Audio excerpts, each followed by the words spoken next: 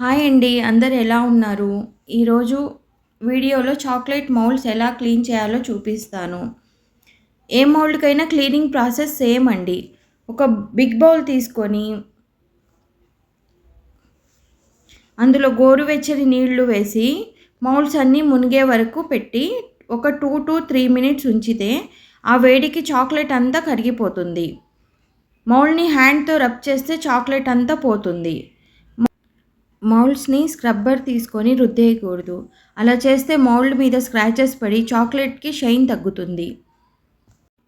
Please like, share and subscribe to my channel. వీడియోని like చేసి, నా ఛానల్‌ని సబ్స్క్రైబ్ చేసి నాకు సపోర్ట్ చేయండి. మంచి మంచి చాక్లెట్ మేకింగ్ వీడియోస్‌తో మీ ముందుకొస్తాను.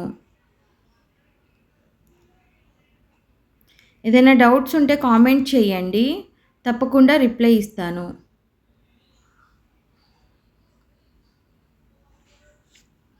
మౌల్డ్స్ అన్నీ అలా క్లీన్ చేశాక ఆ వాటర్‌ని పడేసి మళ్ళీ కొన్ని ఫ్రెష్ వాటర్ పోసి ఒకసారి నీట్‌గా వాష్ చేయండి. వాష్ చేశాక ఏదైనా కాటన్ క్లాత్‌తో వైప్ చేసి కొంచెం సేపు ఫ్యాన్ గాలికి ఆరబెట్టేసి ఏదైనా బ్యాగ్‌లో గానీ, బాక్స్‌లో గానీ మౌల్డ్స్‌ని స్టోర్ చేసుకోండి.